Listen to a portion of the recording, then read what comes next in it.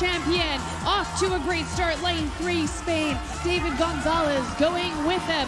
And for third place, well, there was the German just a second ago, but he has to stay on Peter Hupp, 2018 world champion. He has to give it everything because here out of lane 7 and 8 comes India and Brazil. India struggling with his steering. Can Brazil get a capture it? Oh, across the line, too close to tell. Conozco a mi mamá Julieta porque va con la Azul. Yo conozco porque quedamos un día en el campo para que viniera aquí a darnos una charla. Pero mira para él, no vienes conmigo. Julieta, ¿quieres decir alguna cosa? ¿Añadir algo? Vale. ¿Puedo hacer una preguntita? ¿Sabedes a qué se dedica? Vale, vale. ¿Ves? O sea, que tenéis más afición. Sí. Muy bien. Pues Estamos muy bien con los compañeros. Nada, son David González Meña, son piragüistas do equipo nacional. Venho hacer un pouco unha presentación, falando un pouco do que é o piragüismo, do que, máis que nada, os valores que inculca o deporte, un pouco, as diferencias que hai de modalidades de piragüismo, con que se poden diferenciar entre remo e piragüismo, salindo de aquí xa, creo que xa é suficiente. Non sei, dalle a seguinte. Pues nada. Os decía, ¿qué es el piragüismo? ¿Alguien sabe cuál es la diferencia entre el remo y el piragüismo? ¿Sabes cuál es la diferencia entre el remo y el piragüismo? Yo hago piragüismo, pero no hago porque es que el remo solamente el remo son distintos pasos. En remo tú le das atrás con los remos, en cambio en piragüismo tú siempre torsionas y le das hacia adelante. Puede ser tanto en canoa dándole hacia adelante con el cuerpo para atrás o en torsionando.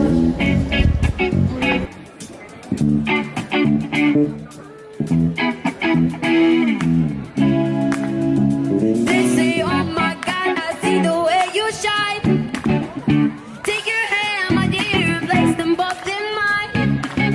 You know you stopped me dead while I was passing by. Now I beg to see you dance just one more time.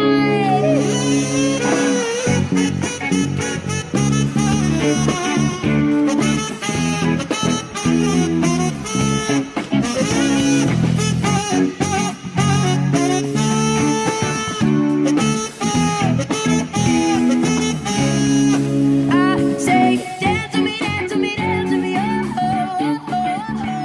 Never seen anybody do that. Pau blanco e verde, non sei se o vedes. Bueno, vamos a chamarse portas. E a de atrás hai unha vermella e branca tamén. Dime. Que creo que na anterior Olimpiada, en iso de slalom olímpico, unha chica piragüista ganou medalla de ouro, pode ser, E creo. Alex Brown. Nada. Pues nada, pasamos al segundo. Eso levo relativamente moi pouco tempo practicando, o que pasa que xa facía piragüismo de antes. Eu empecé piragüismo con 9 anos. Entonces, desde os 9 anos xa facía piragüismo. E logo tuve un accidente que dei silla de rodas, entón seguí facendo a modalidade na que me permiten facerlo. E nada, a verdade que foi moi sinxelo empezar de novo, a verdade, porque como empezar de novo, tens que empezar a coller outra vez equilibrio, a coller sensacións, a volver a remar.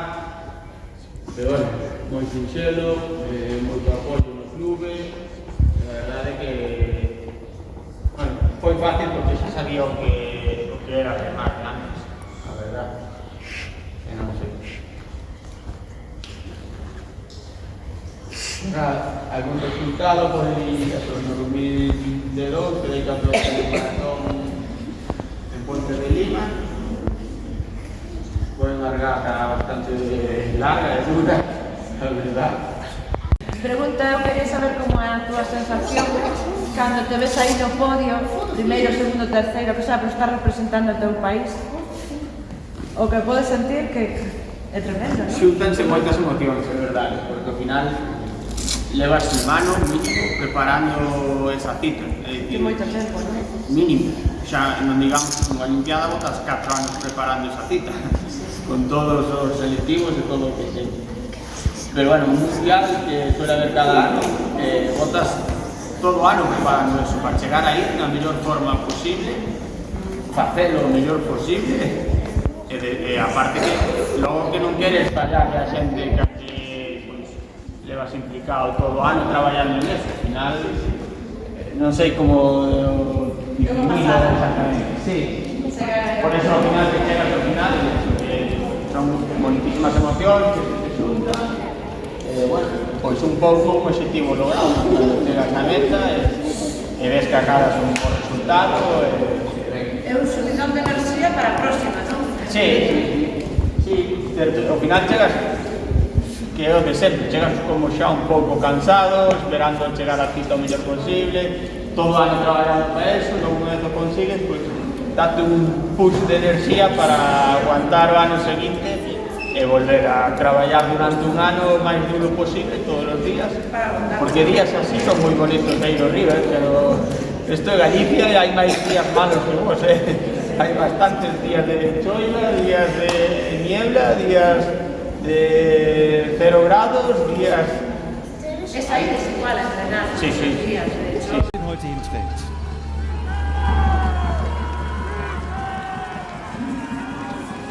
L1 paddeln nur aus den Armen, eine riesen Herausforderung und es geht hauptsächlich über die Frequenz und über die Power, die dahinter steckt, sich richtig vom Wasser abzudrücken. Jetzt sind wir mal gespannt, was da passiert in diesen Booten. In der Mitte des Feldes stark losgegangen, die Startbahn Nummer 5, Benjamin Sainsbury, der Australier. Peter Happ schon ein kleines bisschen zurück, aber vielleicht noch im Rennen um Bronze dabei. And out of lane 5, it does look like it's the Australian with an early lead here. Benjamin Sainsbury, your world champion, off to a great start. Lane 3, Spain. David Gonzalez going with him. And for third place, well, there was the German just a second ago, but he has to stay on. Peter Happ, 2018 world champion. He has to give it everything because here out of lane 7 and 8 comes India and Brazil. India struggling with his steering. Can Brazil capture it? Oh, cross the line. Too close to tell between India and Brazil for third place.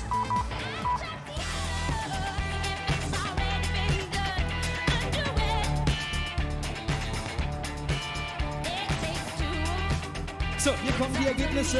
Hier kommt Australien als erstes aufs Tableau. Dann ist es Spanien und dann ist es Brasilien. Brasil, Carlos Gelendel Moreira gewinnt die Bronzemedaille.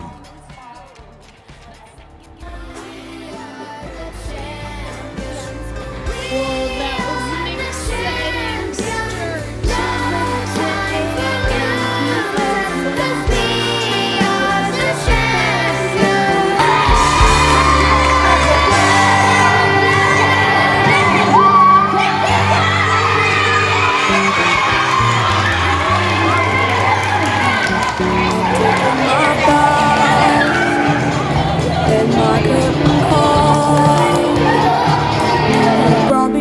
and fortune and everything that goes with it.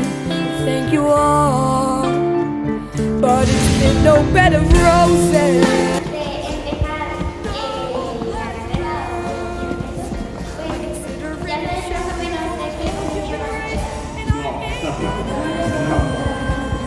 La verdad es que vamos, sí. Sí, la verdad es que no. Dime. Eso é un ana que se chama, é como un flotador que leva ao lado para darte estabilidade, para non volcar, porque